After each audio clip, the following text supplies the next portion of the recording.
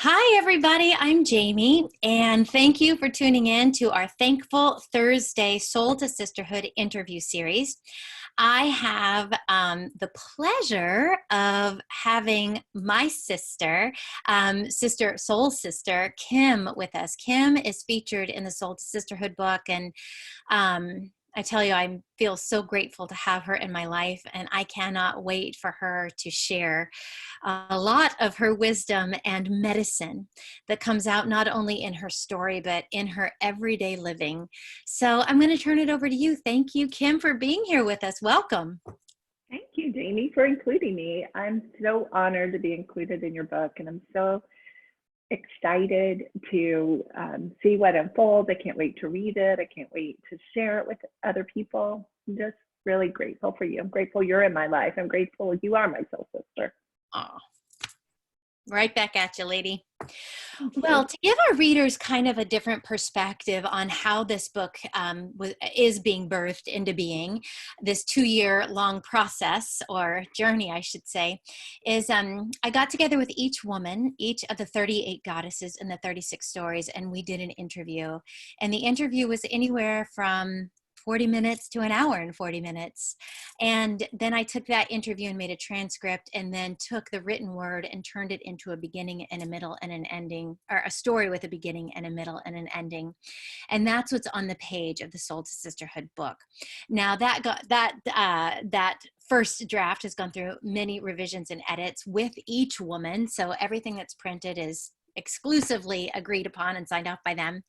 But I want to do these interviews because I want to be able to share what else came out that isn't on the page, and also just having more of a conversation, because every woman featured in this book and every woman on earth, every person on earth, we have so much to offer and so much to give. So that's what this interview series is about, just really focusing on and highlighting each person's gift, their authenticity, their talents, and whatever special and unique things they have to share.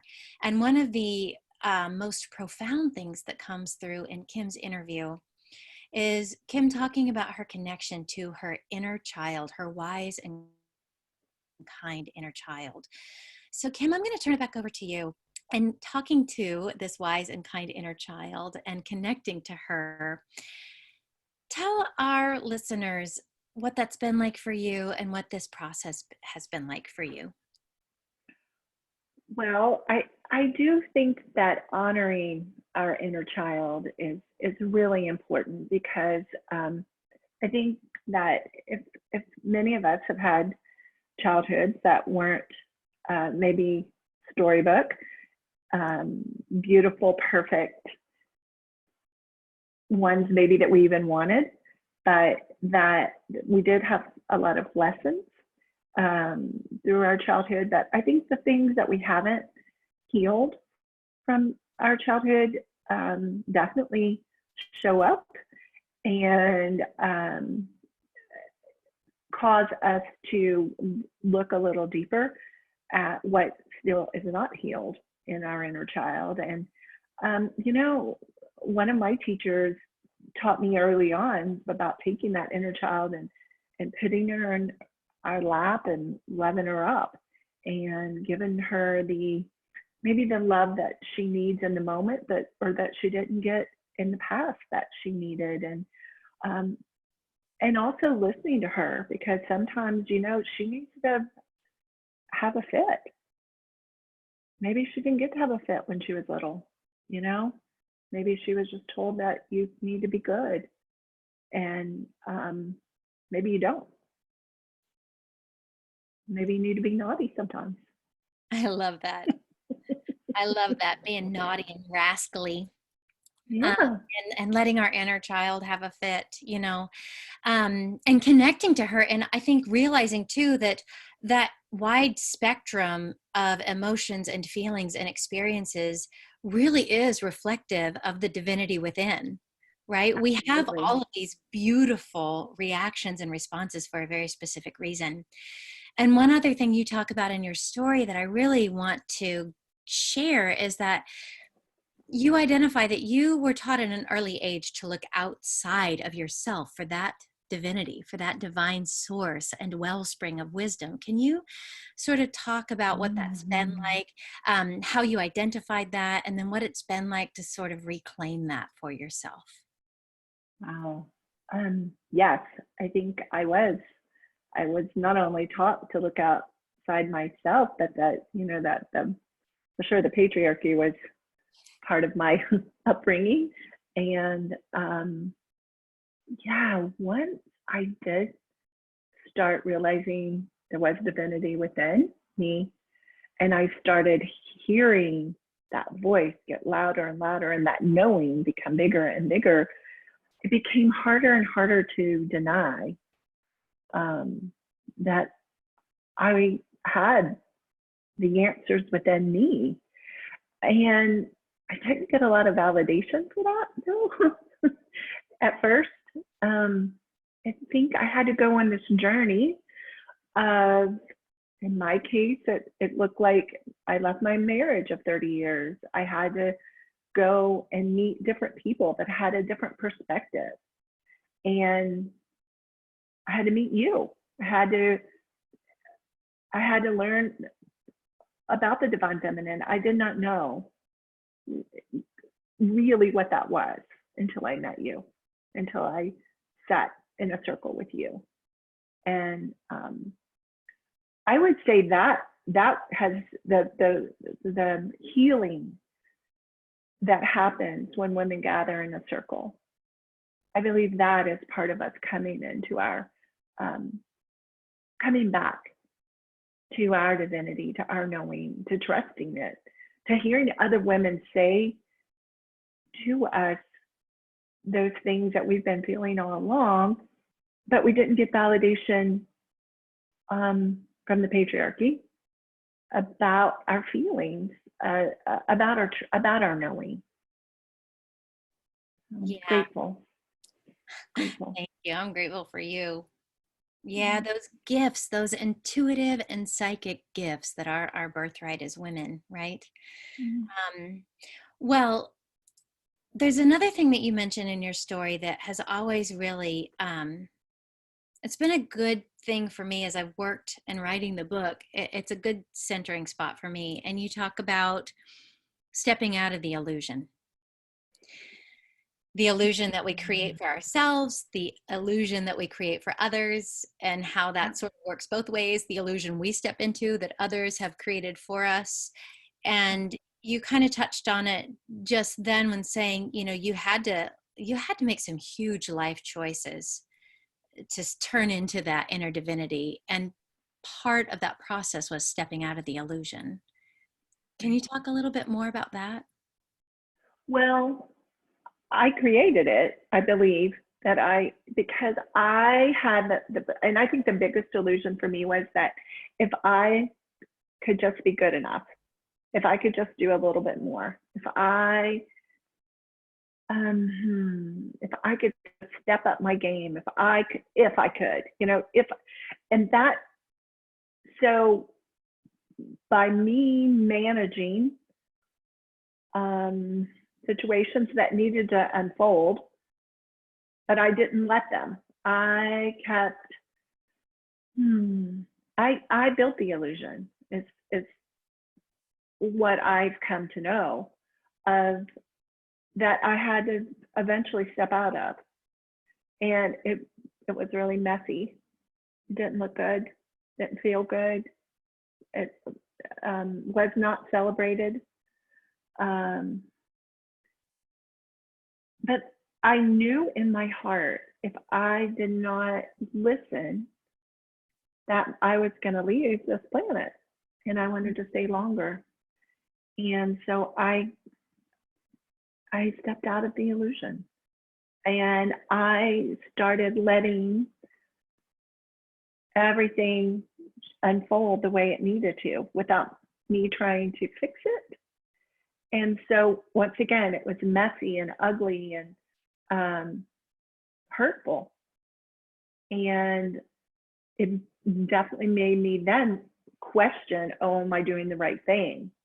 Because It wasn't like a celebration of, oh my gosh, we're so glad that you've stepped into your authentic role of being yourself. It was like, no, no, no, no, no, no, no, you must get back in line, you must get back in line. And I just knew all the way down to my toes that I couldn't do that anymore, that everyone was going to have to sift and sort for themselves, because that's our responsibility as adults, is to sift and sort through our own lives. And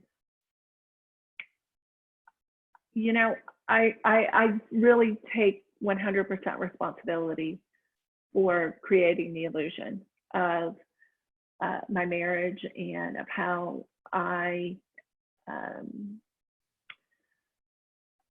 I interfaced with my family of origin. And then when I decided I didn't want to do that anymore, that it didn't feel right to my soul, because I'd created the illusion that they really struggled. My family of origin struggled, my children struggled, my ex-husband struggled. And that was hard, because the biggest illusion is if I can make everyone else happy, then I'll be happy. And then all the things that were wrong with me, I just made everybody happy, those things would go away.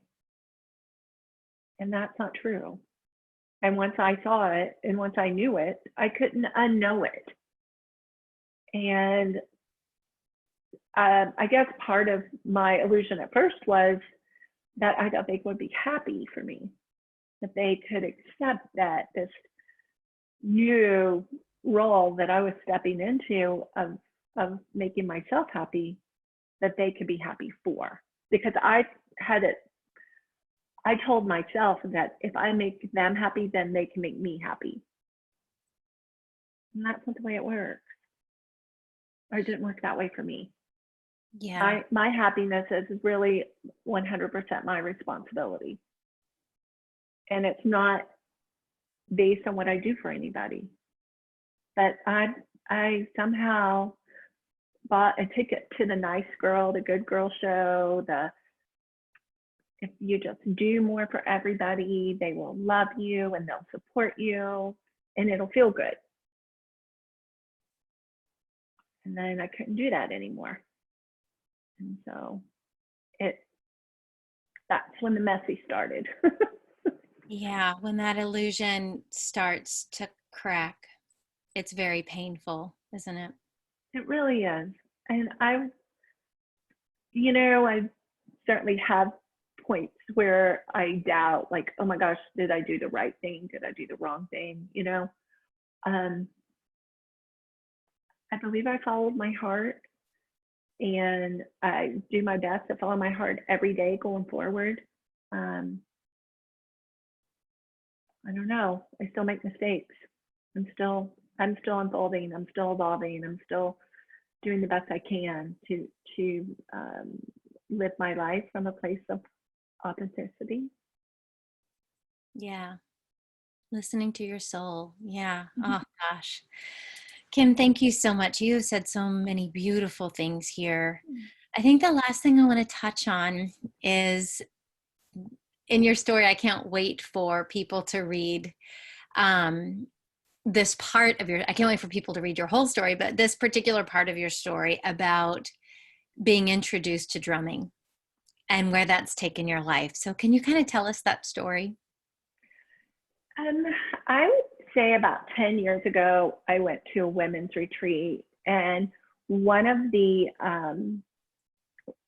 interesting and life-changing experiences that happened as a result of being in circle with other, beautiful women was that there was a part of the workshop included drumming. And I remember it just kind of, there was a little excitement and remembering, I think, from maybe a past life or whatever, that that drum just struck in me. And so I went on this journey of collecting drums, and I just played drums with kids in my life, not my own children, but like nieces and nephews and kids from the neighborhood that would come over and play with me. And the adults really weren't interested. I didn't really know any adults that play drums, but I just felt like when at night when the kids would come together and they would share their stories, that all this wisdom came out that we as adults didn't see during the day.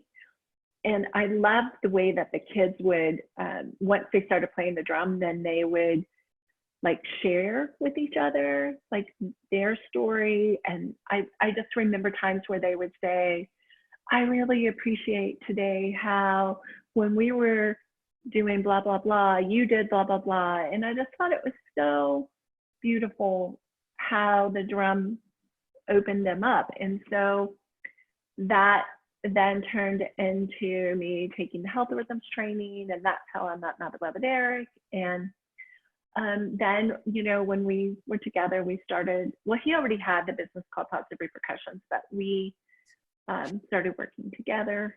And I love when we get to share our drums with people. And I love people who've never played drums before, that they experience the beauty of being able to make music in the moment, whether they're a musician or not. And that I love that people can be a little uncomfortable, and then once they start doing that, they open up and they share their story. So it's just, for me, it's my way of sharing something that I love with other people. And I really love to be in the circle. I feel most comfortable with people when we're in a circle where like not one person is the leader or and everyone else is a follower. I love everybody being the leader. And I don't know, I almost feel like that's how we're supposed to be. We're supposed to be, you know, we're supposed to learn from each other at different times. But when we're in the circle, it that feels the most at home for me. So. Beautiful. How can people find you and find Eric and access what Positive Repercussions has to offer? So, you know, Facebook, and we have a website. All of it's positiverepercussions.com, Positive Repercussions on Facebook and Instagram. In our current situation, everything has been put on hold. We are currently in Lexington, Kentucky, but because of social distancing and what we offer is a hands-on drumming experience, that's all been put on pause until we're ready to push play again. So, yeah. I look forward to that. Yeah, me too. Me too. Well, thank you so much for giving me your time and for trusting me with your story and for always being so generous with your authenticity and your generosity and your love. I know so many people feel so blessed to have you in their lives, and I'm just one in a long line. But I always want you to know how much I value you and I value our friendship. Oh, thank you. I love you so much. I love what you bring to the world. I love what you teach me and others. And I'm so, so honored to be included in your book. Thank you, sweetheart. I cannot wait for people to get to read your story and to be inspired. And I'll tell everybody that on the Soul-to-Sisterhood website, which is www.soul-to, the word T-O, -sisterhood.com, so soul-to-sisterhood.com, under the tab called The Goddesses, if you scroll down, you'll find Kim's bio. And on that bio, you'll find links to find all of the different places and spaces where you can follow and like and enjoy Positive Repercussions via social media and their website. So don't hesitate to get in touch and to reach out so that you can get your drumming on. All right, Kim, thank you so much. Namaste. Namaste. Thank you. Mwah. Love you. Love you.